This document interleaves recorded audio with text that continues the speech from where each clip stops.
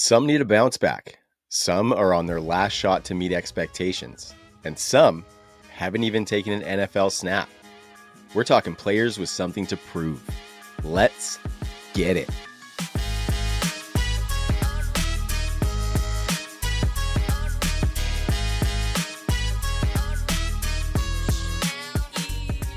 What's up, fantasy people? You are back with the True North Fantasy Pod, here to inform, empower, and entertain you towards making sound fantasy decisions. I am Trav, hosting and West Coasting as usual.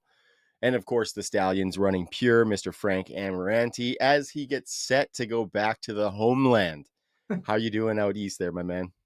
Oh, feeling good. It's sweltering heat out here. I'm excited to go on a trip to Italy. Nice break before we get rolling with the season. But before that, we get to have our usual terrific discussion. I learn more from you every time we talk. It's always a pleasure. And it just builds my excitement for the next season, talking fantasy football. So can't wait to get into it. Yeah, it's been a fun ride. This is our 5th episode back, Frank. And yeah, very excited for you to be able to get some much deserved time off. Go enjoy some of the delicacies of Italy. I hear it's an amazing place to be, and I'm sure you're super excited as well. But we are here now, so go subscribe to that YouTube channel, True North Fantasy. Check us out on your favorite audio platforms. You can find us there as well. Really loving the reception. Been some good reception to the audio listens as well as the YouTube. So keep it there, keep subscribed, and hit that notification bell to get notifications on every single episode we drop. You can find our social media in the episode description as well. But without further ado, Frank, on the pre-open there, I mentioned that we're going to talk about players with something to prove. And I think we have a pretty eclectic little mix here of guys that we have listed out. A couple guys that you noted particularly that you wanted to talk about, a couple guys that I wanted to talk about as well. So fired up to get into it. What did you think about these guys with some players to prove, or with something to prove, kind of before we get into the list, Frank? Did you have any overarching thoughts? So I guess you could say we can lean into uncertainty to find fantasy football value. Like we're going to be talking about JJ McCarthy. He's a complete unknown. He's a wild card. Like on the both arguments could work out. Like they make sense.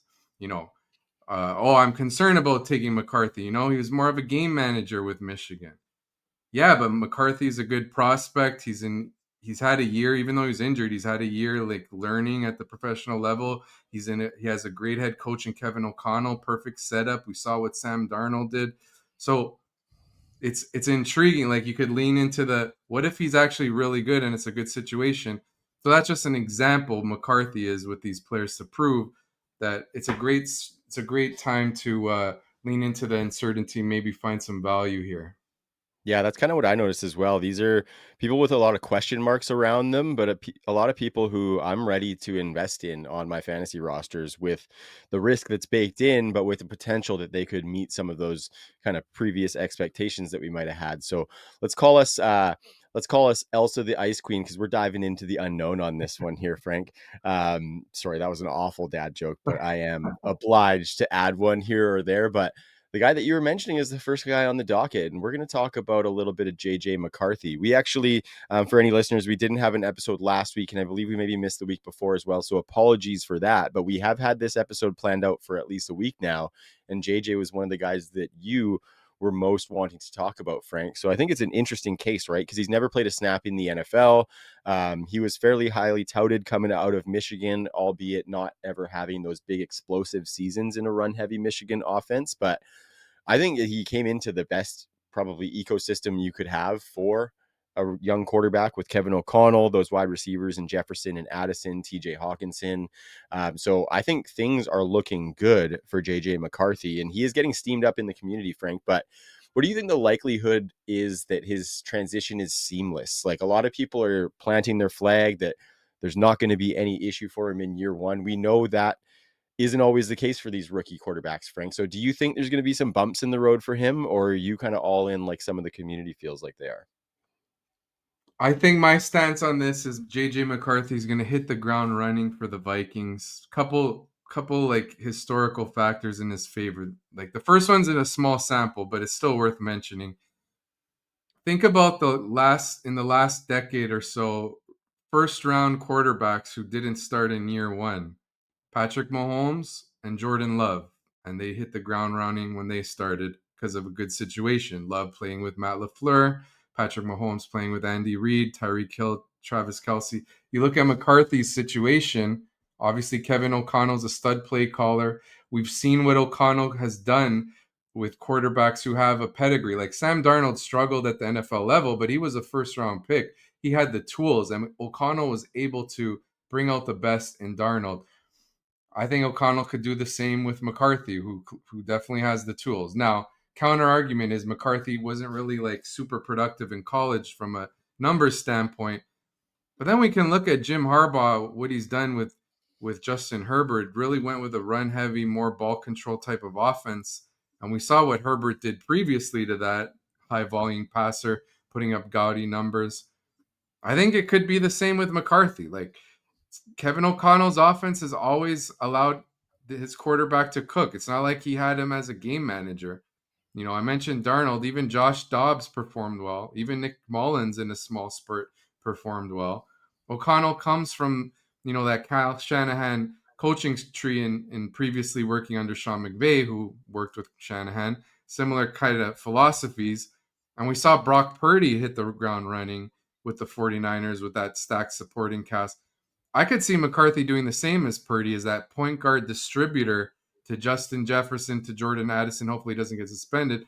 To TJ Hawkinson. They got a good running game with Aaron Jones and Jordan Mason. Improve that offensive line. I think he's going to have a high floor, McCarthy will. And the good thing is he runs a little more Yeah, than, say, a Brock Purdy. I think McCarthy had, Brock Purdy, I went back and looked as a rookie, was quarterback 14 in points per game. I think that's a decent baseline projection for McCarthy to do, considering his situation and his first round pedigree, the fact that he got to sit out for a year, and the fact that he runs a little bit. With the upside of McCarthy being, cracking that top 10, I think it is there because of the situation. The coaching helps a lot. And you think of what quarterback in their first year had this type of elite play caller and elite wide receiver one? And Justin Jefferson, Kevin O'Connell. The last I could remember, you know, Patrick Mahomes with Andy Reid and Tyreek Hill. Tyreek Hill, yeah. So, not saying that McCarthy is going to be Mahomes. It's just that it's such a good situation for him. I think he's a good value where he goes around QB. I think it's 17. I'm willing to make that bet. My only thing is I've been drafting a lot on drafters because Underdog isn't available in Ontario. And McCarthy goes like right next to Drake May. I tend to prefer May a little bit, but in your standard redraft league, McCarthy's going to be there right at the end. He's someone I'm going to be looking to for sure. So to sum it up, I definitely think McCarthy is going to be hitting the ground running.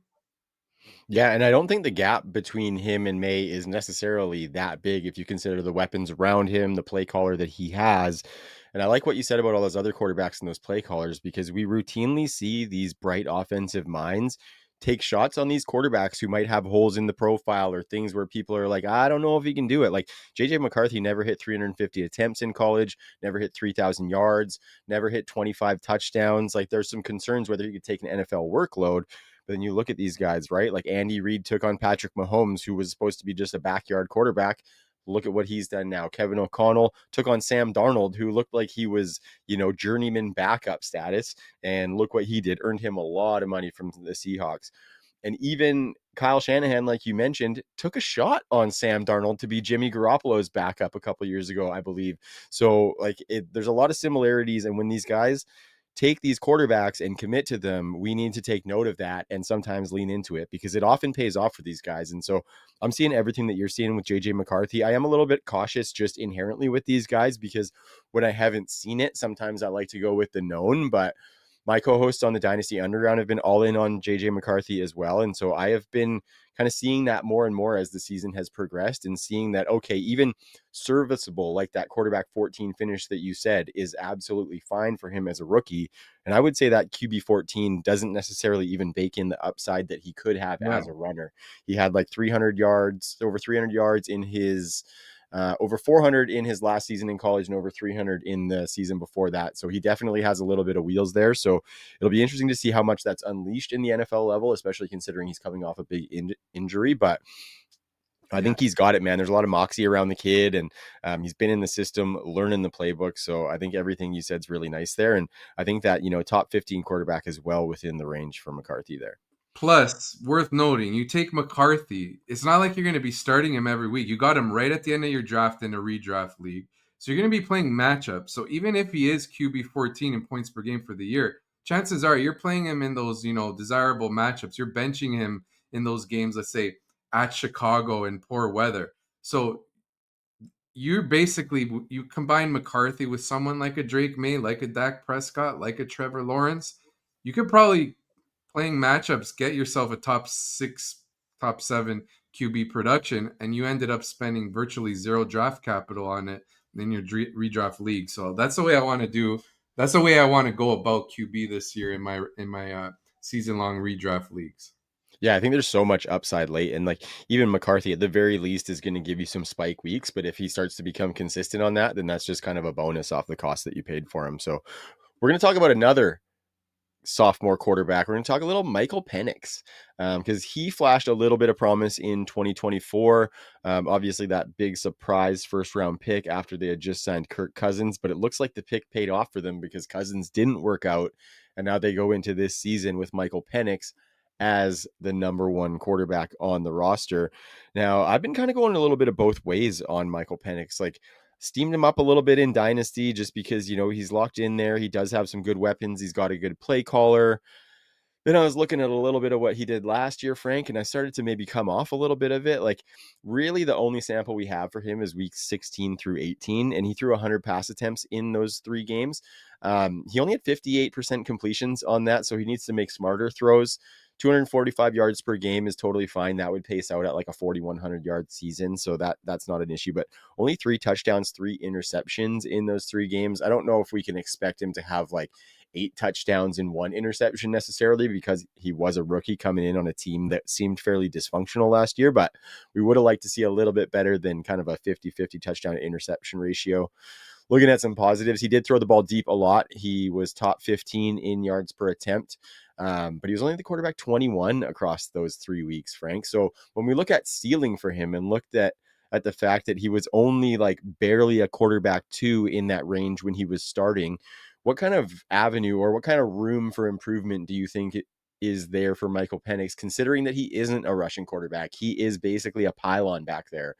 So he's going to have to air it out. He's going to have to get 30 plus touchdowns to be able to have some ceiling here. Do you think he can do that? Yeah, my concern is that unlike McCarthy, Penix, like you said, doesn't run, and the Falcons at times last year like to run the ball. Bijan Robinson's the focal point of this offense. So, let's say in a redraft league, Penix is not someone I'm gonna. Obviously, he goes late enough. You're not gonna have him as your unquestioned starter, but you may not have to really. You may not have to roster him in such a format. You can look at Penix as a streamer, and what I notice is in writing an article on Fantasy Pros favorable fantasy playoff schedules, you look at the Falcons who they get in the fantasy playoffs at the Bucks and what could be a shootout in round one. Tampa Bay's got questions on defense and they got a great offense, so that's likely a game where Penix gonna have to air it out more. It's a appealing streamer spot. Then he's got at the Cardinals indoor game, and then versus the Rams again indoor game could turn high scoring.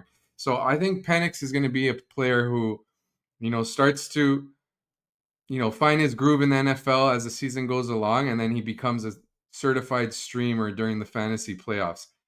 But he's not someone I really need to get to as a backup in a regular redraft league because you could get a Trevor Lawrence around, like he goes just as late in those type of leagues that you can make that move. Now, as for best ball with Penix, what's good with him is since he's such a strictly pocket passers, a lot of his value is directly tied like to his pass catcher. So you get Drake London, you want to take Penix as well. You want to make sure of that in a best ball league as your QB3, let's say, if you waited. I wouldn't really want Penix as my QB2 just because, it's his first year starting. I'd rather make a QB3 build if I'm taking Penix. So that would mean waiting, maybe getting a Dak, maybe getting not McCarthy because he's also first year. I don't want Yeah, two.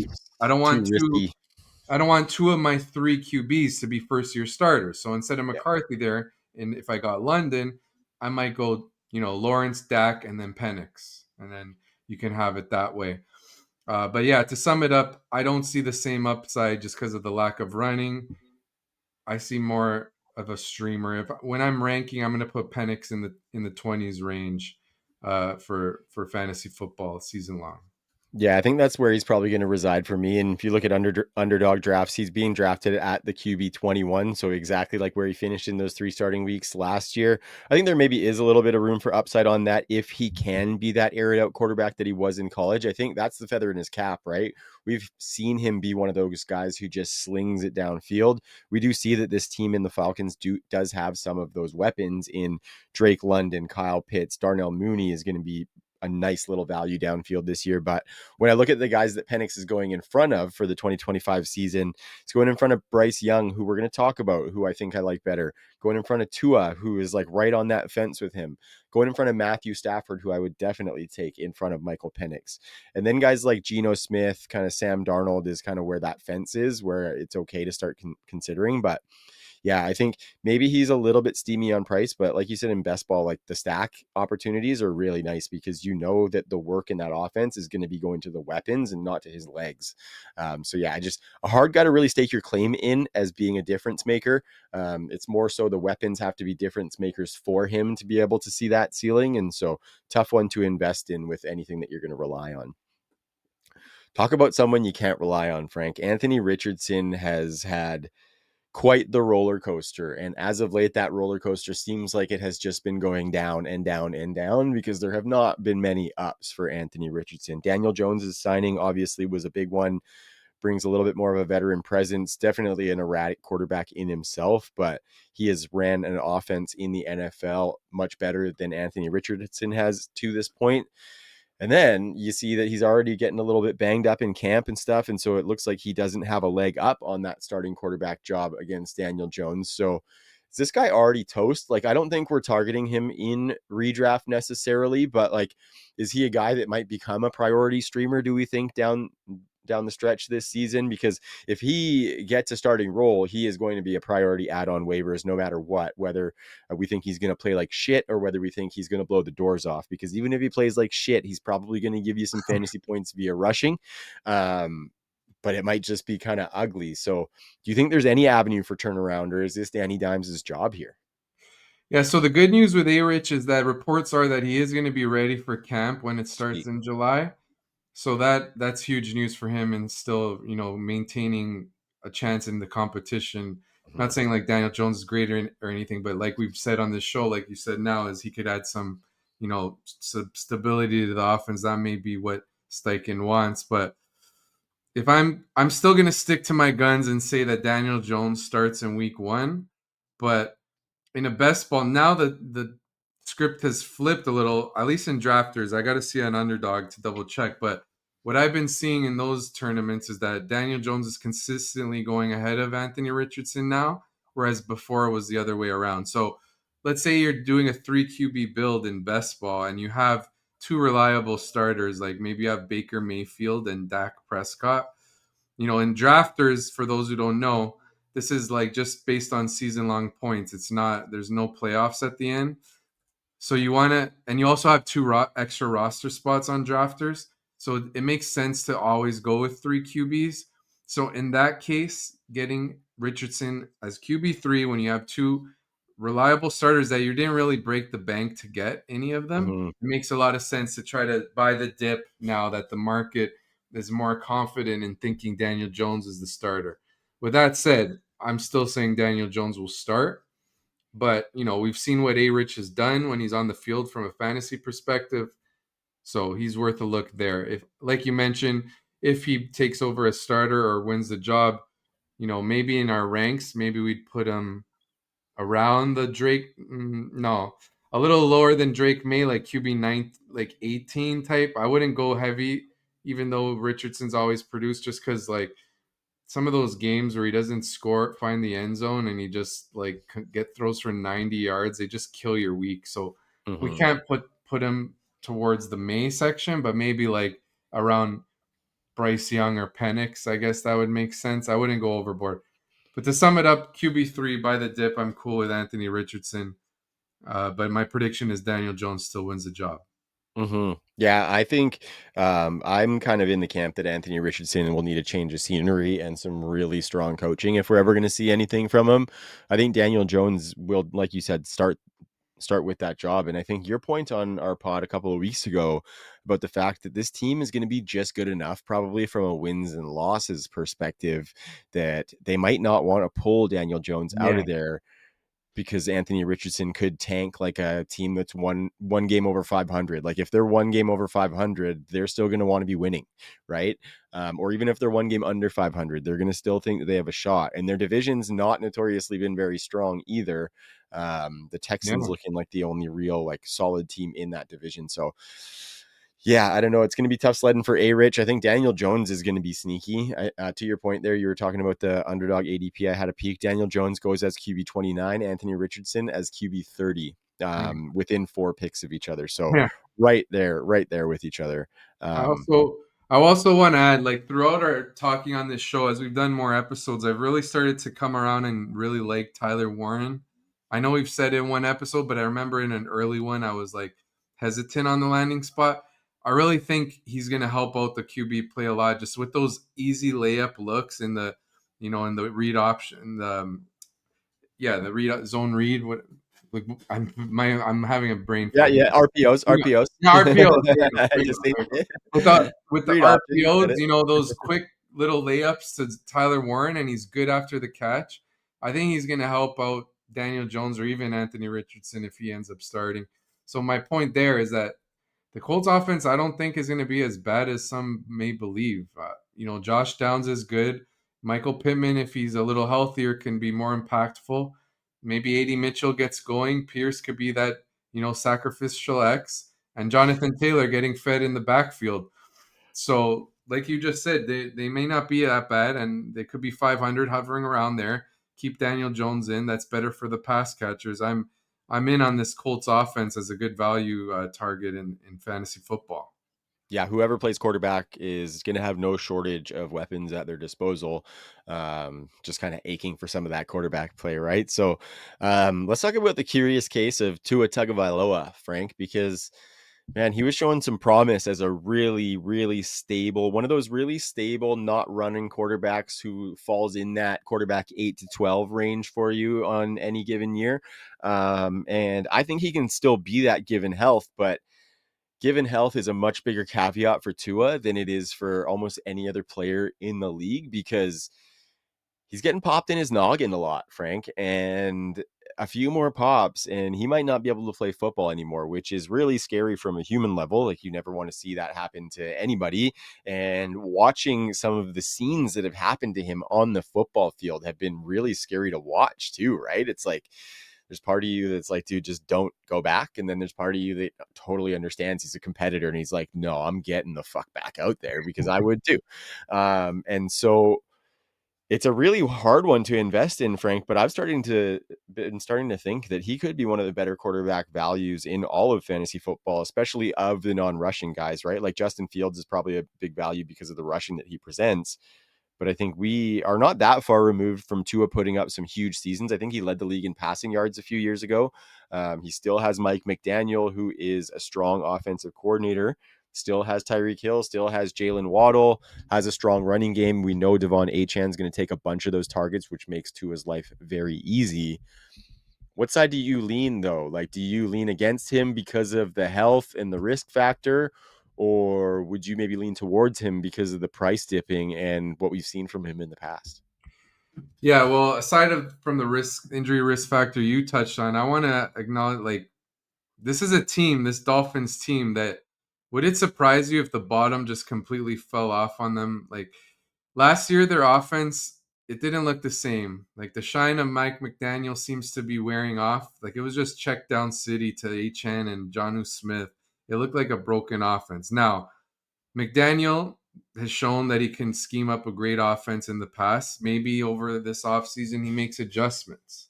Maybe he finally gets Jalen Waddle more involved like we've wanted, or maybe Waddle stays healthy and that helps out the offense.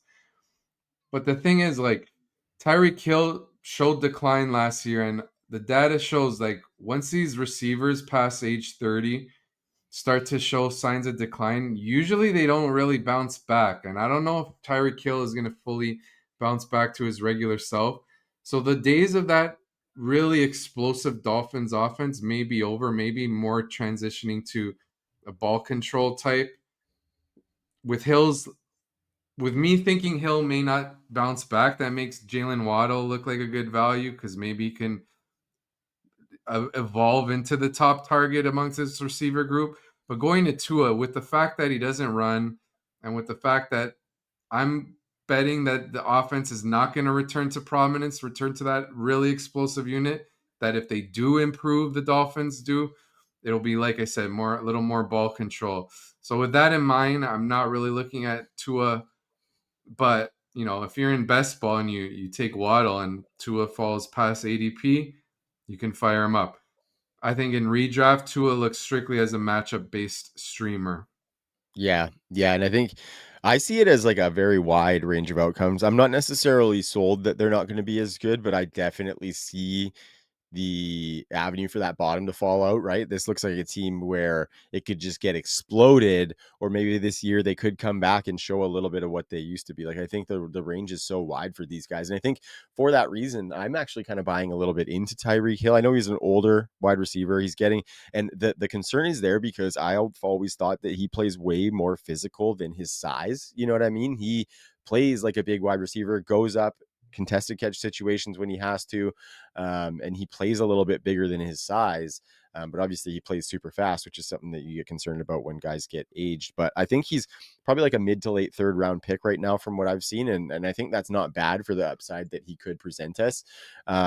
Jalen Waddle's a guy who I just have not been able to buy into because it doesn't seem like he can consistently stay on the field. Last year he did a lot more than I thought, right? So I kind of went into a lot of this offseason thinking, yeah, he can't stay on the field. It went and looked. I think he played like 16 games last year, 17 games last year. So good on Jalen Waddle. Didn't have the results that we wanted. So hopefully he can bounce back this year. I think a lot of last year was just like we saw Tua miss those 5 games pretty early in the season. Then he came back when it looked kind of sketchy and he just wasn't playing himself. So I wonder if a full offseason of health could maybe make them come back to where they once were. So maybe an area where we agree to disagree a little bit, Frank. But I think I might be buying into Tua. Definitely love him as a quarterback too, because I think while there is that risk, if I have that stud at the top, I think Tua can provide a lot of stability in that bye week filler. So yeah, I don't know. I think I'm investing at the cost. I got to go check exactly what the ADP on him is. Um, okay, he's okay. He is going as the quarterback 22. So back end quarterback 2 for a guy who can give us big numbers in a week in certain given weeks. I kind of like that. And in redraft, probably more of a priority streamer. But if you see that this offense is back to clicking, he can be a weekly starter for you. So just keep an eye on that while always knowing that that black cloud of basically retirement is kind of there if he does get popped and get another bad concussion. So it'll be interesting to see what happens. Miami is kind of weird because the whole team seems like it's kind of flying under the radar right now when they have a lot of big names, and usually it's kind of a buzzy team. But it seems like they're flying under the radar, which might be nice for them too, right? Yeah, and I do like the logic in going at Tua in the sense that you're buying at the bottom of a pocket passer in a good situation with a play caller with a strong track record and a good group of weapons. So if you're right and that Tyreek can get back to what he was and maybe Waddle stays on the field, they got H and the offense gets back going, then it's a great value on Tua. So it makes sense that you can take a shot. I just think if I'm going to predict it, I think it feels more likely that this team is more on a downward trend than one that will bounce back. But like I said, the rationale is still there for your logic there. It is a buying opportunity. For sure. For sure. Okay, let's go to the Windy City and talk a little bit about Caleb Williams because um, he was largely criticized for his rookie season, and rightfully so. Like it wasn't great. I don't think it was necessarily as terrible as the optics of like his um, perceived value is. Like, people really dogged him after last season, and he threw for over 3,500 yards, 20 touchdowns, only 6 interceptions. It wasn't otherworldly. Maybe it wasn't the number one overall pick season that everybody wanted.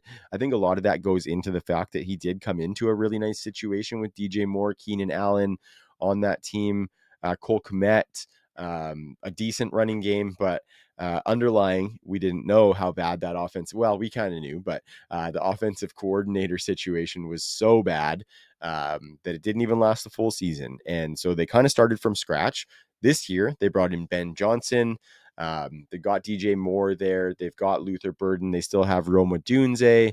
They went out and got Colston Loveland as well, made a bunch of upgrades to the offensive line. And so one thing that Jax has been saying on the Dynasty Underground is there are no more excuses for Caleb Williams. And I think that's true to an extent. I do think like his leash is going to be longer than just this season, I would say. But I would say that if he doesn't come out of this like regime as a bona fide franchise signal caller, then that's totally right. Like, he failed. But what side do you sit on with Caleb? Are you buying the bounce back with Ben Johnson and those weapons, or are you maybe a little bit cautious at some of that price that he's got? Yeah, so one of the things we've been really with the theme of this episode is the impact of play callers on quarterbacks. We discussed Yeah. earlier with McCarthy and liking him because of O'Connell. Well, Ben Johnson, we saw what he did with Jared Goff. We know Johnson is one of the best play callers in the NFL. The situation is so dramatically improved for Caleb, bringing in Burden, bringing in Loveland, improving the offensive line. Really, every facet has been improved for him. I guess it's instead except the backfield, but I think I'm in on Caleb. You know, the price is already baking in some of the upside. I believe he goes like QB 10, so it's not really much of a discount. But we have to acknowledge that Caleb Williams does play a pretty fantasy friendly game, even in a disappointing rookie season. Take a look at Caleb Williams' spike weeks. I believe I did say this on the show, but I'm not sure if I did. I'm going to bring it up again if I did. Sorry. But I tweeted this 23.6 for Caleb, 29.6, 26.9, 26.1, 22.8. Those are the five best games for Caleb Williams in fantasy production last year in what was a disappointing rookie season. So now, like, you see those kind of glimpses of the fantasy upside, and I think they will come to fruition with Ben Johnson. I'll be ranking Caleb Williams as a top 10 quarterback. It's just that he's already priced at the level where it would have been nice if we got a bit of a Caleb discount, but we're not getting that. But even with that said, I'm willing to make the move. Like, he's easy to stack, Caleb Williams, because in best ball, a lot of people have soured on DJ Moore. I like him, and Roma Dunze. If I'm not so high on him, because again, with just like with Caleb, there's not much of a discount on Odunze, but it's easy to stack him with Caleb, and then you can really build that value stack in best ball. And I like the spike week upside. I like that Caleb could run a bit. I like that he has that kind of playground nature to his game a little bit like Mahomes does. So I think he's a swing for the fence with a lower floor than say like some of the others in that range that I'm willing to make. So I'm in. I think Caleb Williams really takes a leap with Ben Johnson at play caller. You look at, let's say, as another point, look at the range of where Caleb Williams is going, even in QB 10, even though he's priced up. Which of those names do you think could really take a step and get to top five? I think Caleb is one of the few in that list. So that adds some allure to drafting him as well. Yeah, for sure. And just to kind of speak, you've got him at QB 10. Underdogs got him at QB 12, which I think is maybe just a touch more discount that we like on him. But I'm like you, I've got him as my quarterback 7 so far going into the season. So very bullish, understanding that there is some risk there and we haven't seen him produce to that level. I'm more attaching to the weapons and attaching to Ben Johnson being able to bring him to that next level. And what I kind of like is he gets like a lot of people see the backyard nature of his game as kind of a negative for him because he throws turnover worthy plays. He'll throw some interceptions here and there, but I think Ben Johnson can not necessarily rein that in, but I think he can morph an offense to where Caleb Williams is going to find guys more readily open when he's doing that to be able to hit them on the run and be able to get something out of it instead of feeling like he has to throw it into traffic and maybe make those interceptions. So I think the offense is going to get guys a lot more open for Caleb Williams. And I think it's plentiful when we look at weapons. I know that Loveland and Burden have been a little bit banged up, But luckily, they've got Roma Dunze and DJ Moore to fall back on if those guys can't step in and be strong contributors early. So I think everything is looking well for Caleb, and I'm obviously bullish with that quarterback 7 ranking. So I think even getting him at quarterback 10, getting him at quarterback 12 is enough discount for me where I'm totally happy with that, because depending on the league format or whatever, if I'm taking Caleb Williams in probably around the 9th round in a best ball draft, especially, I've probably already got a good stud quarterback ahead of him. And taking the risk that Caleb Williams can launch himself into that stud category, at least for stretches this season, I think you can lock in a 2 quarterback build with Caleb as your quarterback too, and not have to worry about the third quarterback on some of those teams. So I'm really happy with that. I think the stacking opportunities are plentiful with Caleb. So I think it's going to be a really nice season for the Bears and for one Caleb Williams. I am a huge Roma Dunze guy, so I'm really hoping that that pans out. Wide receiver 33 on underdog, I'd be willing to take him inside the top 24 personally, but I probably obviously wouldn't have to, but I'd take him ahead of that ADP for sure. Yeah, just wanted to quickly add, looking back at the list, just to clarify, I actually do have Caleb at QB8. Because, like, you look at the names that I mentioned, there's Kyler Murray, Bo Nix, Justin Fields, Brock Purdy, Caleb Williams around that range. Kyler Murray, I know a lot of people like him. I don't trust him with Drew Pitzing No. as the offensive play caller. Bo Nix is more of like the floor type of play. I don't think he has that, like, explosive nature that Caleb Williams does. Justin Fields, you could argue, does have the upside, but then again, like, is he good enough as a passer to get there? Brock Purdy is definitely a floor pick, doesn't run. Hard to really see him getting the top 5. Caleb, you can. Like, he Mm-hmm. runs, the weapons are there, prospect pedigree's there, first overall pick, highly touted. That's why it's a swing for the fence. And the beauty of taking Caleb Williams in a redraft, let's say, is he's going to go around this range, and that's going to be like outside the top 100 likely. It'll be easy for you to get a backup that you're comfortable with, and you can play matchups until Caleb proves himself as a trusted every week starter. And then in a redraft league, the waiver wire is always flush with good streamers. So the Yeah. replacement value is there. Like, you can just take the swing and not worry. Definitely makes sense to take a shot on Caleb Williams. Yeah, and if you're swinging at quarterback, your first quarterback in the 9th round, you've probably stacked a really nice roster around that quarterback. So if Exactly. you are doing that and Caleb Williams does hit, then you have an elite roster that likely wins you a championship or makes at least a deep playoff run. So all you really have to do on that team is just play the waivers around filling some of those depth spots, and you got a nice squad there. So we're going to look at another first overall pick in Bryce Young. Frank, we talked a little bit about Tet McMillan on the show and talked a little bit about kind of how the target tree could shake out. But Bryce Young has given us some reason for excitement. I think the question is whether the stars are going to align for him with the additions that they made. They added to the offensive line. They added Tet McMillan at wide receiver. Still got Adam Thielen there. They actually added Hunter Renfro, which I thought was interesting. Mhm. He's a My guy who old we've seen friend. take on targets in the NFL. He definitely carries a lunch pail to and from work every single day. But I think none of us are going to be excited on Bryce Young to the point that he's going to be like a top 10 option. But what do you think about him maybe settling into like that top 18, Frank? Because I think he's kind of there. Yeah, so we mentioned earlier on a show that we did. I like Bryce Young. I like how he finished the season. Dave Canales, we know what Dave Canales could do with quarterbacks. Now bringing in Tatora McMillan, did I say that right? As his new top target is great. That could help Bryce Young. But I realize that in saying that, we do need to account for a little bit of the risk in that there was a large sample of him playing really bad. So we do need to bake in a little bit of that risk for Bryce Young. But if I'm making the prediction, I do think he will be, like you said, in that 18 range. I do think Bryce Young will give you profit on that pick. In best ball, if you take McMillan, you want to stack him there. I'm with it, getting Bryce Young, or even if you don't get him, and you just have Bryce Young as a QB3, that's fine. I like what Bryce Young showed with that spike week right at the end of the year, 36 fantasy points. He rushed for 5 touchdowns, I believe, after the bye. So he's showing that he can run a little bit.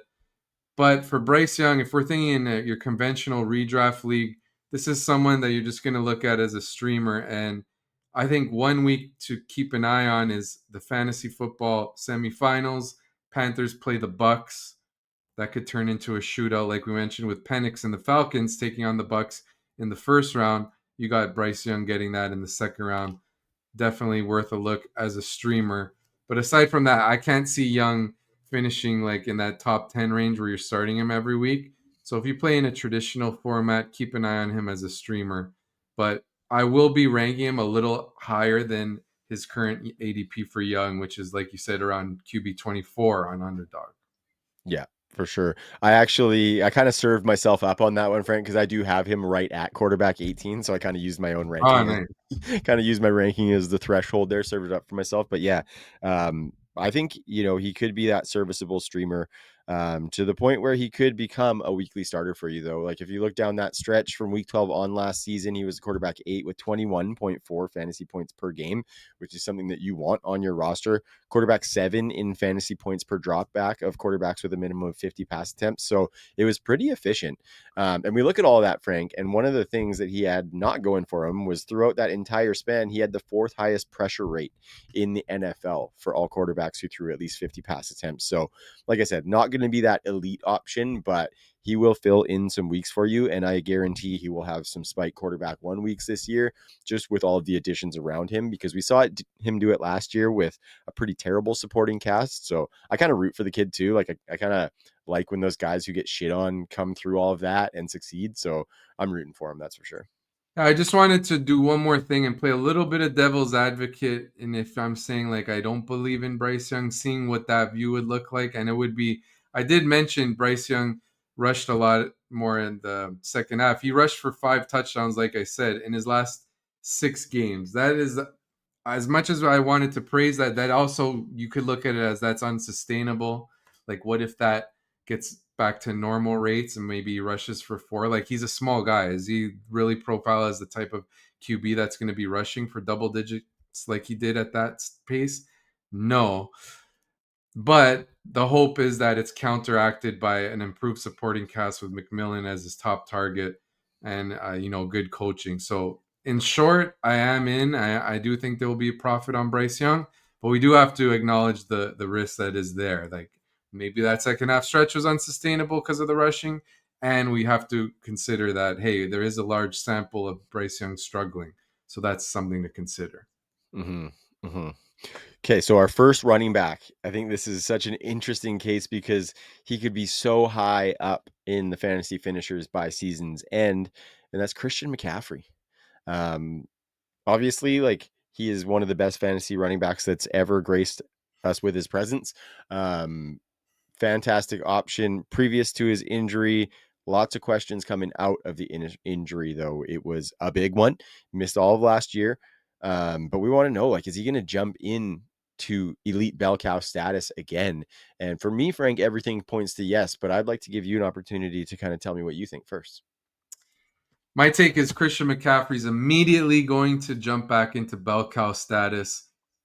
They're not going to scale back his touches, the 49ers are. They still view themselves as contenders. CMC is the focal point of their offense. Brandon Ayuk coming off the torn ACL, so you can't expect Ayuk to be back to form or maybe not even back yet. Ricky Pearsall is, unproven. And Juwan Jennings could be he could be good. He could be a 1-year wonder. So like, obviously Kittle's great. I didn't mention him, worth mentioning. But CMC is the guy. He's going to get fed. The real only risk for me is if CMC gets injured. Obviously, McCaffrey's missed a lot of time throughout his career, including last year. So it just depends on your risk tolerance. If you want to take that swing, because if he's on the field, he is going to be fed. And a good comparison with McCaffrey, I'm going to switch sports to baseball. Jacob DeGrom, he missed a lot of time coming into this year, Rangers pitcher. He was an ace with the Mets. He's always been injured. People are like, how many innings are you going to get from DeGrom? Well, this year, he's been totally healthy. He's been pitching really well, and he's delivered on where he went in drafts, which was in the third round. Same thing could happen with McCaffrey in that he stays healthy and he just does what he usually does. And I'm willing to take the shot. I'm going to be ranking McCaffrey around 7th overall. Totally in on him. I don't think they'll scale back his usage. He's going to be fed. Yeah, Yeah, like I said, all signs point to yes, right? And kind of echoing all of your points, I don't think these wide receivers are nearly as good as what they've had in previous years. And I don't think they're nearly as good as some people think that they are. So I think he's Yeah, not only going to get fed as a running back, he's going to get fed targets on this team. Just please, Lord, let him hold up. I have him ranked as he's a top 10 player, my running back 6 at this point, just with some of those curiosities about the health. But I think that's a great place for him to be. He's going as the running back 4 in underdog, and I don't even think there's anything wrong with that because he could yeah, easily be the running back 1 on the season. So, yeah. enough said on Christian McCaffrey as one of the One best more guys. thing. Yeah, go I ahead. wanted to say one more thing. I do think this is going to be our last huge season from McCaffrey and Derrick Henry. I think they both Yeah. have it in them. The situation's still there. The really only risk is injury for me. Yeah, for sure. I think what that tells me is that if you have them in dynasty leagues, you should be looking to get out off of some of this performance. Derrick Henry, you could probably get out on now because he didn't get injured last year. And I say Christian McCaffrey, you might want to wait just a little bit to sell him because you might get a little bit more after he's been on the field than you can right now. But yeah, I think it's going to be wheels up. I'm excited to talk about Kenneth Walker with you, Frank, because he's been fighting off trade rumors this offseason. There's been rumors that one of those running backs in Seattle might end up getting traded. He had a decent season from a per game perspective last year, Kenneth Walker. And this is the year where people want him to give us that running back 1 season. It's been some change, of course, in Seattle with Sam Darnold coming in as the quarterback, Cliff Kubiak as the offensive coordinator. I think it's Cliff, right? I always get the Kubiaks mixed up. It's Clint. No, Clint. is it Okay, Cliff or Clint? who Wait, knows, wait, man? One wait, of the wait. Kubiaks is there, and that's good for running backs in my book. And I Clint. think it's going to be good for Kenneth Walker, Frank. So I'm buying Kenneth Walker as a running back 1 in 2025. Is that something that you'd be willing to buy too? I can absolutely see running back 1 production from Kenneth Walker. You mentioned Kubiak being brought over as the play caller. Obviously, comes over from the like his dad worked with the Shanahan tree. That running scheme is great. I think it's going to really help the running game. And we do have to know like that Seahawks running game was pretty broken last year. Like Kenneth Walker averaged sub 4 yards per carry, and he's really like an explosive type of runner. So in thinking about that, the fact that the running game struggled and they brought in an offensive coordinator who could really help the running game, and they traded DK Metcalf for Cooper Cup. Well, they traded DK Metcalf and replaced him with Cooper Cup. They're and then they drafted a guard in the first round. They're telegraphing their intentions that they want to really improve this running game and they want to be, that smash mouth run heavy team that leans on the running game and leans on their improving young and talented defense. So I think Kenneth Walker could reap the rewards there. Right now, he's a great value. Walker is RB18 on underdog going behind Joe Mixon. Give me Walker there going behind Chuba Hubbard. I like him, but I think Walker has a little more juice. Going behind Omari and Hampton. I know Mm-hmm. everyone loves the rookie, but I think he's going to disappoint a little bit Yep. because they're going to still use Najee Harris. Going behind James Cook, I like James Cook. I think they could go neck and neck.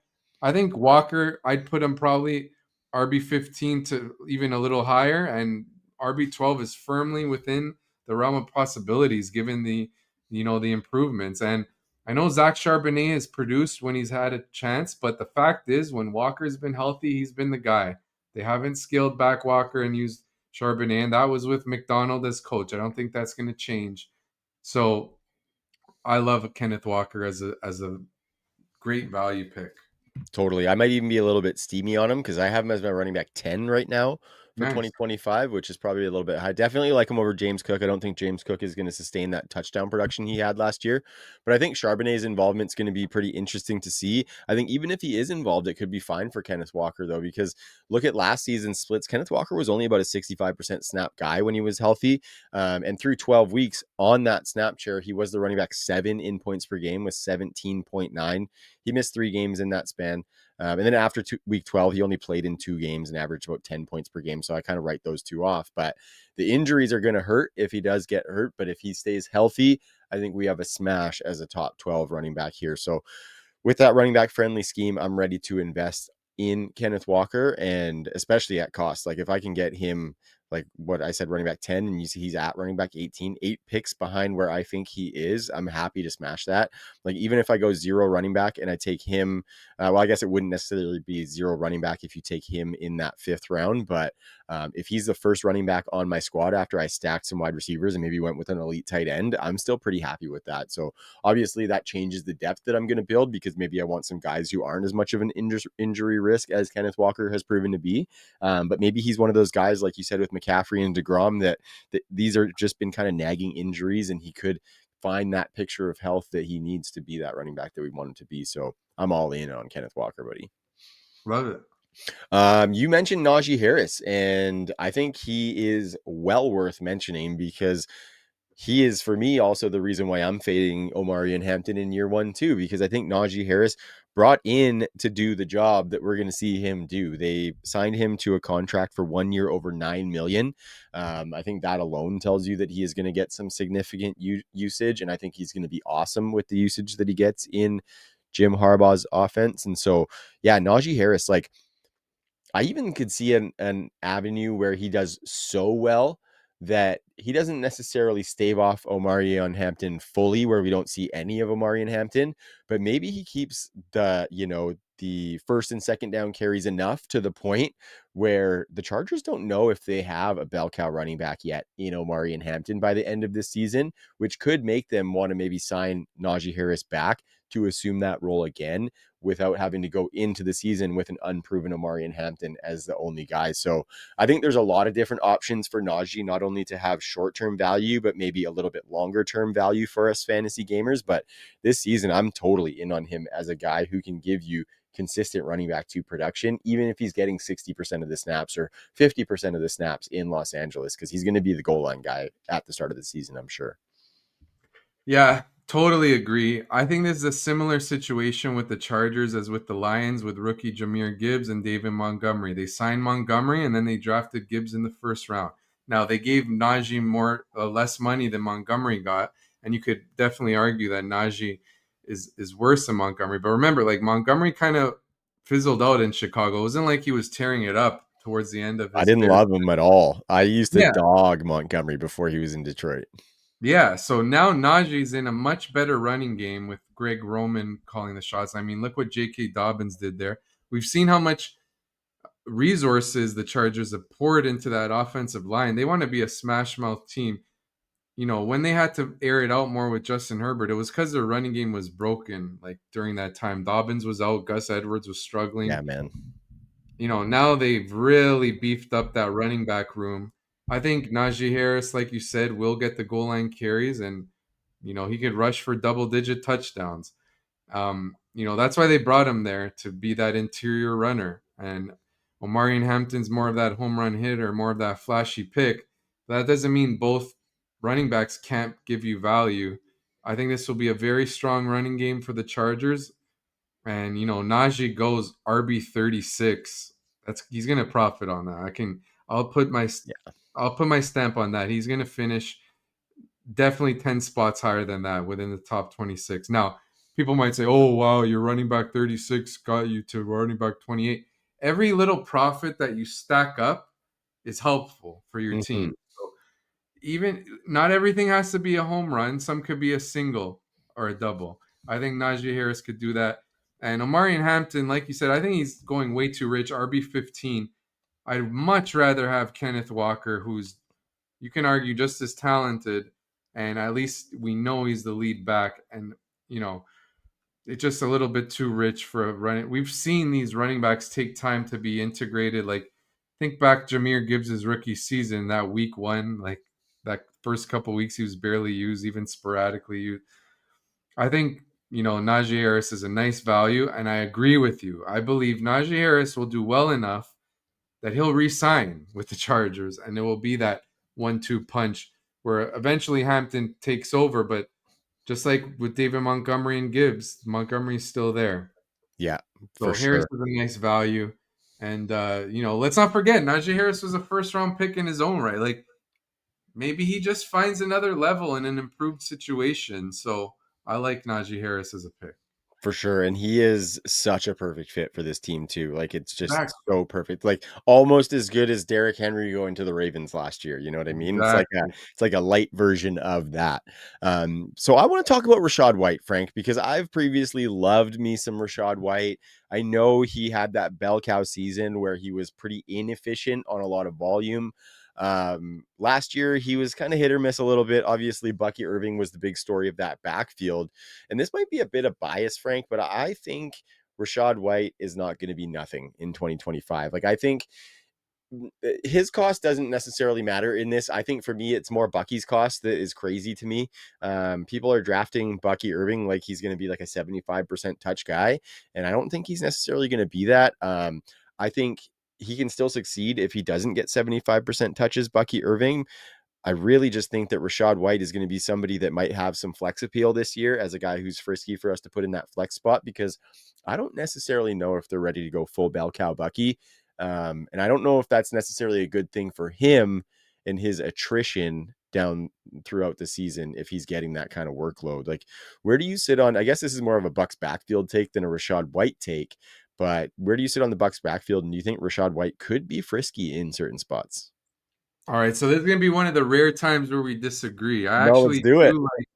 I do like Bucky Irving at cost. You know, this was a rookie who a lot of the community liked coming out of the draft.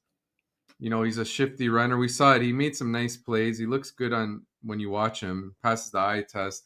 And he was a good touted as a good receiver out of the backfield too. And we saw Bucky Irving's role just grow as the season went along. Like from weeks 10 to 18, Bucky Irving averaged 16.8 points per game in half PPR.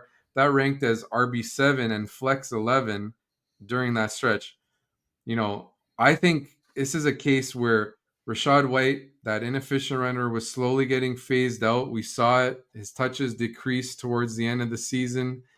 And I think Bucky Irving is really establishing himself as more of the feature back. Not that he has to be the complete bell cow, because hey, he like I said, he has some chops in the receiving game. He had a 77-yard, he had 260 plus yard games last year in receiving yards, 350 plus. So he could help in the passing game. And you know, it's a great Bucks offense. I know Liam Cohen is gone, but they've improve the skills group by using a first rounder on Emeka Egbuka. And let's not forget, Chris Godwin missed a chunk of the season and now he's back. Like they played with, you know, even Mike Evans missed time. They played with like Kate Auden as the top target. So it's a good offense. And Baker Mayfield will check it down. I think Bucky's a good runner. I mean, I get it, like to go after Rashad White because the angle here is like this is a running back who's a good receiver who's produced in fantasy in the past, and now I'm buying him at the bottom. So I understand, but my takeaway, my prediction is going to be that Bucky Irving is fine at his cost, and he finishes as a top 8 running back. And I'm more willing to go pay up for Bucky than fade Bucky and look at Rashad White later. Yeah, for sure. And I wouldn't say like, at cost Rashad White over Bucky necessarily, because I don't think Rashad White's going to necessarily be that consistent from a fantasy points scored perspective, but I do think he's going to be pretty consistent from a snap share perspective. Like for most of the season until like the last few games, which understandably that's kind of what matters. These guys were about 50-50 as far as snap share. And so I think that's fine for Bucky because we know Bucky can produce on that lower snap share, maybe not getting 20 carries a game or anything like that. But I think what that means is that his room for error is a lot smaller, right, in Bucky Irving. And so I love Bucky too. And it feels awful for me to kind of, I'm not dogging him necessarily, but I'm just saying like for him to be going at top 10 ahead of guys like Chase Brown, ahead of Kenneth Walker, I think is a little bit steamy for my liking, which to me makes me think that I kind of have to think that Rashad might have a little bit of standalone here and there if Bucky's not going to necessarily take on the full lion's share every single week. So interesting conversation, interesting thing to see, because we know that like drafters are risking it for the biscuit with that top 10 draft capital for Bucky Irving. And so it'll be interesting to see whether he pays that off for people. I I just want lean towards the fact that he's more likely to not pay that off than he is. I want to say one more thing about this. Okay. Bucks' most important game of the season last year, round one of the Yeah. playoffs, playing the Commanders. Bucky Irving, 17 carries. Rashad White, 1. Fair. Fair, 100%. Oh, trust me, I've gotten into this with the Dynasty Underground guys hard, and they Dang. were just ripping me to shreds, Frank. So definitely understand I might be on a bit of an island on this somewhat anti-Bucky take, but again, it's not hating the players, it's hating the ADP, Hey, right? So I've seen a lot share your sentiments with Bucky Irving. He's a fourth rounder. Rather go receiver there and try to take that type of running back later and minimize your risk with the running backs because of course they could just lose their job. That's a big part of the risk along with injuries.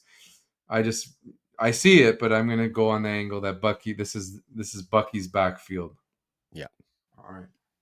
All right, Frank. So we talked about Kenneth Walker, and let's talk a little bit about his new teammate that you mentioned, and Cooper Cup, brought in to not necessarily replace DK Metcalf from like a role perspective, obviously, but to replace him from maybe another guy who can soak up targets opposite JSN. A little bit of shift in what we're going to see in this offense, and we talked about that with Kubiak coming in and them really committing to the run game. But Cooper Cup's got a lot to prove here after being basically ousted by the Rams. Comes into Seattle, it's his hometown. Pretty exciting for him, obviously. But I have some serious questions as to whether he can return even like fence wide receiver 2-3 value here. Like, I don't know if they're going to be pass heavy enough.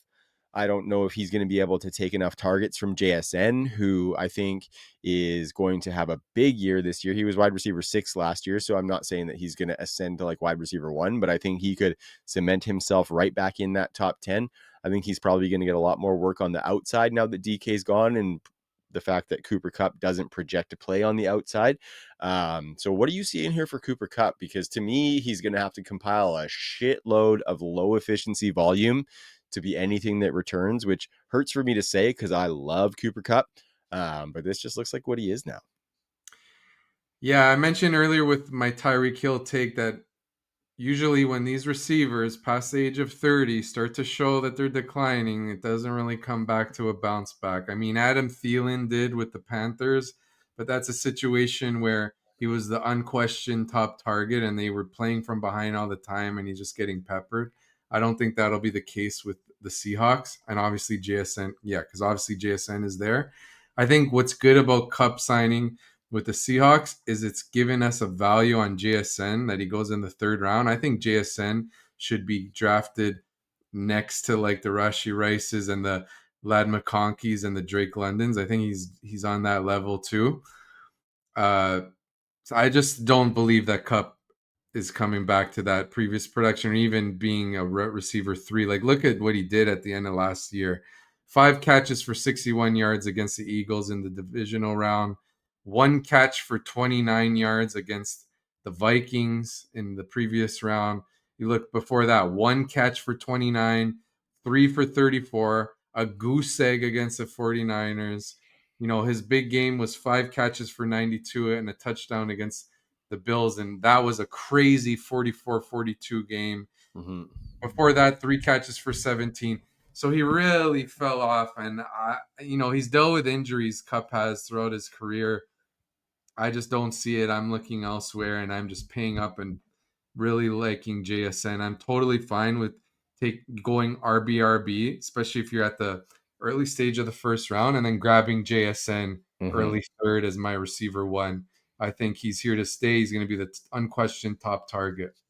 Music to my ears, man. Yeah, I think it's going to be a pretty tough sled for Cooper Cup, especially outside of the comfortable confines of a Sean McVay offense, outside of the comfortable confines of a Matt Stafford throwing him the rock, because it's going to be different for Sam Darnold. Like, Sam Darnold was in an extra insulated offense himself last year with Kevin O'Connell in Minnesota. And as much as we like whichever Kubiak is the play caller here, I don't think it's going to be as prolific a passing game. And I don't think Sam Darnold is necessarily equipped to transcend his play caller, right? I think he needs to have that insulation around him to be a viable Yeah. quarterback option. And I think Cooper Cup might kind of need that as well. So sad to say, but I think that's the case. And just to the point of JSN, man, I had, for any listeners, and I'm not trying to like shamelessly plug Dynasty Underground 50 million times on this episode, but you talked about JSN should be in the Lad McConkey range. Man, I had one of the most monumental Lad McConkey debates with the boys on this show where I was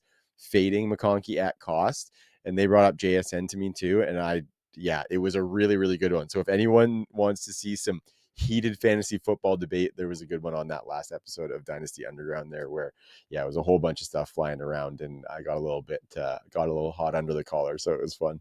Yeah, Um, I want to say one quick thing. Like JSN, I think we got a preview of what's to come, and him showing that he can make big plays in that game against the Rams. 7 for 180 and 2 touchdowns, 46-yard catch. I think now, like you said, that JSN has to play a little more on the outside. You're going to see more of these splash plays, and I think he'll really be unlocked this year. So, like you, I'm cool with Lad McConkey. It's just that I'd rather take like Jonathan Taylor at that ADP and then go for like a JSN the next round. Like I said, I think that's the play. Look at because he's undervalued right now for me, JSN. mhm. Yeah. No, I love it. I love it. Another value that you've been talking about for a few weeks right now, Frank, and we're going to keep this one on the radar because I think you were maybe a little bit early to this party when this guy was probably at his lowest, both perceived and real fantasy value, and that would be Chris Olave. Um, you know, all the signs point to this guy getting absolutely fed on this team. Rashid Shaheed is never going to be a high volume guy. He's always going to be that downfield, low volume, catch the defense off guard kind of guy. They brought in Brandon Cooks. I have no illusion that he is going to siphon any targets away from a healthy Chris Olave. But Chris Olave does have a lot to prove after all of those injuries. Mainly, he's got to prove that he can still be on the field throughout the season and not be on the trainer's table for most of it. So I think my question to you, Frank, is assuming health, do you think that the team around Chris Olave, particularly their quarterback position, can buoy him for a fantasy perspective, not only to being serviceable, but maybe to exceeding that ADP and coming back into the echelon that we previously had him? Because he was a top 12 dynasty wide receiver before all of this injury stuff dogged him. So it's been quite the fall for one Chris Olave. I know you're a little bit bullish, so let me know what you think about his avenue for success. Yeah, so one thing that sucks is we were deprived of seeing Chris Olave with Kubiak as coach because he finally had like that good play caller. Kubiak was looking great early on in the season Mm-hmm. for the Saints. You know, Chris Olave had 4 games of 80 plus yards in only what 8 games, and I'm pretty sure he left early in a couple of those because in his Mm-hmm. duds where he had 1 catch for 5, I'm almost certain there were at least one that he left really early. Yeah. So I think we would have seen a nice season from Olave last year. And, former first round pick can win at all levels. Now they got Kellen Moore. Kellen Moore, we saw what he did to help Keenan Allen with the Chargers using him more in the slot. He unlocked CeeDee Lamb, really got CeeDee Lamb to soar into superstardom. I think they're going to really make Chris Olave, the Saints are the focal point of this offense. I think Tyler Shuck will be the quarterback. And obviously, that's a huge question mark. But, the Saints are likely to be playing from behind, and Olave will just be fed. You know, think of it last year. Like, Mac Jones was starting for the Jaguars. They're playing awful football, and he was just feeding Brian Thomas. You could see the same. It's my point is just because it's like a really questionable quarterback doesn't mean an alpha like this can't eat. And we're buying in on Olave at the bottom, like such a good price. I'm just trying to pull it up right now, but I know it's like you could get Olave, I believe, in the 6th round. Yeah, he's wide receiver 37 on Yeah, dude. Underdog in the 6th round, um, right in front of Jerry Jeudy, and I think those 2 guys are probably the 2 cheapest wide receiver ones on their team that you can get right now, with avenues to, like, 130 plus targets, so I think if they're Yeah. going after wide receiver 36, those are no-brainers, man. You're drafting, yeah, like I said, 66 is the pick for Olave and 68 for Jerry Jeudy. So right in that mid to back 6th round.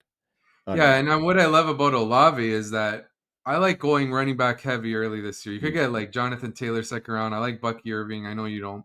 I like Chase Brown. I like Derrick Henry in the 2nd round. Devon A. Chan. I like taking CMC or Gibbs or Bijan in the first. So mhm. when you're doing that, getting like someone like Olave who has the talent, it's just the injury question, QB question.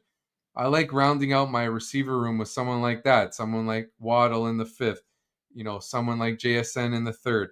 So Olave looks like a great buy now at his bottom price. If he stays healthy, he'll definitely, I'm very confident that Oh, to yeah. stand on it, that he'll profit at that wide receiver 37. I'd go as far as seeing him if he plays a full season. I'd be hard pressed to see him not finishing top 24 in points per game. So really like Olave this year, especially with Kellen Moore as the head coach. Yeah, and like I said at the top, still nobody to siphon away volume, right? Nobody's Yeah. gonna siphon away that volume. So if he's healthy, it's wheels up. And yeah, he's gonna return on that investment pretty fat. And that's fat with a PH, ladies and gentlemen. So last guy, Frank, I'm very curious to see if maybe we have yet another disagreement, which I didn't think we gave that enough fanfare. So maybe that's my bad. Because yeah, we don't disagree that often. Couple Canadian dudes, very amicable, but when we do disagree, maybe we should celebrate it a little more. Maybe we should have a little showdown. Yeah, true. So, Maybe you can put listeners, like a sound effect, yeah, like a ding ding, like a like the ring bell or something. I don't know. totally. Yeah, listeners, let us know if there's anything that we can do that would be fun to commemorate us disagreeing because we will. Don't worry. We're only 5 episodes into podcasting together, so there's going to be a lot of disagreement. But yeah, I think that's kind of part of why Frank and I kind of jive is because we see some of this stuff from similar lenses in certain areas, and so hopefully we can provide some good content for the people. But the last one on the docket, Frank, one that I am still ready to get my heart broken by. I'm still ready to do it. I don't even care. I'll say it. Kyle Pitts. I'm still ready. I think just tight ends, like you always see them break out so late. You always see, obviously, he's a guy who we wanted to be giving us consistent top three tight end finishes year over year by now. That obviously hasn't happened. I think he did have a really good rookie season, though, 1,000 yards as a rookie. I think that gets a little bit lost in the shite that's happened since then. But I think a bounce back is definitely primed. We look at this team in the Atlanta Falcons and the receiving weapons that they have. They have Darnell Mooney. They have um I'm drawing a fucking Drake London, obviously. And they don't really have a whole lot else there. I think they might have signed Rondale Moore, but I don't think that he's necessarily going to be a full-time starter. So to me, it kind of looks like in 3 wide sets or at least 11 personnel, because he's not a wide receiver, Kyle Pitts could potentially be playing a lot in the slot. Obviously, he does play in the slot a ton anyway. That's mainly where he plays, but I think it could finally be fruitful with this team looking like they've settled into what they want with Michael Penix locked in as the starter. They didn't bring in other pass catching weapons, so it looks like they're going to be running with Mooney as the number two to Drake London. So I think Kyle Pitts coming there and inserting as the number three. We talked about Tyler Warren maybe being a bit of a safety net for the quarterbacks in Indianapolis. I don't see any reason why Kyle Pitts can't be that for Michael Penix, you know? And I think that's the low side, right? I think at the high side of that, Michael Penix is airing it out and Kyle Pitts is taking targets at every level of the field. I'm not like staking my claim that that's going to happen, but it's definitely in the range for him. So I am still ready to invest in Kyle Pitts. I believe you still have to pay top 10 prices somewhere about. He's actually, you don't. He is No, he's going tight end 19 way down there. Okay, I thought he was still a little bit or steamy, 18. but Yeah. after Jake Yeah. Ferguson, after Isaiah Likely, after Dallas Goddard, I would absolutely take Kyle Pitts ahead of those guys. Where do you sit, Frank? Well, for one, I agree in the strategy in buying on the rock bottom price on a young player who went top four in the draft and has wasn't it 1,000 yard season as a rookie? I know we get frustrated over and over when someone, especially when a player has been touted before he's done it fully, and then he disappoints 3 years in a row. It's been 3 years in a row, I believe. Yep. It's frustrating, but now he's so cheap. Pitts, like you said, tight end 19. Or tight end 18. I'm totally fine with taking him. You look at Pitts' game log last year. He had some spike weeks, 91 yards, 2 touchdowns, and an 88-yard game. So in best ball is your tight end three. Totally cool with that, especially if you have Penix and you have London and that Falcon stack. As for redraft, the problem with Pitts in redraft is it's kind of unpredictable when those spike weeks are going to come. Like, for some reason he loves facing the Bucks, it seems like. Yeah. Like, look at his 2 games, 88 yards. Actually, literally, those 2 games I mentioned, both against the Bucks. Maybe just stream Pitts against the Bucks and redraft and hope that he gets going. But yeah, I'm with it at the price. I wouldn't take him over Goddard, let's say, just because he has more of a track record. But over the likes of like Fryermuth and like, I mean, it's a run heavy offense, but they do have Rodgers now and only Metcalf. I could see the case for Fryermuth there because there's like Close path one. to volume, but like Isaiah Likely's in a run heavy offense, and Mark Andrews is still there, and Andrews did well in the second half. So I'm with it. It's just that maybe he's more of like a Chigakonkwo type in that vertical tight end. Maybe we have to adjust what we see Pitts eventually becoming. Like Hmm. he might never be that high volume dominant tight end, but he might be like that. Remember back in the day, what's his name? Jared Cook, Oh right? yeah, Yeah. Jared Cook was That dope. dude, I think Pitts could be like that That's vertical tight perfect. end. He started to get going later in his career. I Yeah. think Pitts could become that, and he's worth it in best ball, definitely. Yeah, I like it. So yeah, I mean, it's just kind of a good strategy to buy into those young upside tight ends after the dip because you didn't have to pay that high price for them, right? And so yeah, all in on Kyle Pitts at that price as maybe if you punt the tight end position and yeah, I think you can get him around guys that are he's a lot better than. So well put there, Frank. And that's a wrap on the episode. We got through a bunch of guys, just a little over an hour, Frank. I think it was a really good wrap on some of these players that we had some burning questions about. So go into the season with that. We talked about it at the top, kind of a takeaway as we went through this exercise. But there's a lot of value to be had here, right? Like Chris Olave, we talked about. Najee Harris is going to be a good value. We had no, yeah, that's good. We did good. I thought we missed more guys than that. We had Kenneth Walker, who's a good value. And then some of We those got a quarterbacks nice as well. comprehensive breakdown here. Absolutely, absolutely. So yeah, thank you for anyone who has listened. Like I said, it's our 5th episode back since Frank and I teamed up for the relaunch of the True North Show. We've gotten a couple of good comments from 2 local buddies, even Frank said that they've listened to the re-up Oh, and they nice. really like what we're doing. So always nice to hear that. And so please feel free to leave a comment on the YouTube channel. Let us know what you think about the show. Let us know how we can get better for you. Again, if you want to tell us cool ways that we can commemorate when we have disagreements on the show, please leave a comment for that. But most importantly, subscribe to that channel. Follow us on your favorite audio platforms because we're going to be continuing to put stuff out as we move towards the season to help you win. Frank, anything to say to the people before we ride out? What I got to say to the people is just the theme of this episode and trust in good play callers. If there's a good play caller that has a track record, you chances are investing in their players is going to yield you a good result more often than not. So players like Caleb Williams with Ben Johnson, a good example. JJ McCarthy, that's it's a good strategy to take, and this Jags was a great guys, episode, one of my favorites. Jags guys with Liam Cohen too. Yeah, Yeah, I'm a yeah, big fan of attaching to the scheme and play calling. A huge piece that needs to be analyzed, I think, in general, even by casual fantasy gamers. Try to look at that stuff a little bit because a lot of people think year over year volume and things are going to be the same, not taking into account some of the scheme changes, the play caller changes, which are immensely important. Like I'm throwing out last year when there's a play caller change, basically. Like the volume yeah. and stuff that happened in the previous season doesn't matter. So very well put there, Frank. Again, thank you to everybody for listening, subscribing, commenting, and all that jazz cabbage. Frank and I will be back. Maybe not next week because the Stallion's going to be in Italy enjoying some of that cheese and wine and all of the delicacies that are out there. But we'll be back the week following to give you some more of this sound fantasy content. So for Frank Amaranti, I am Travis Seal, and we will see you next time. Peace.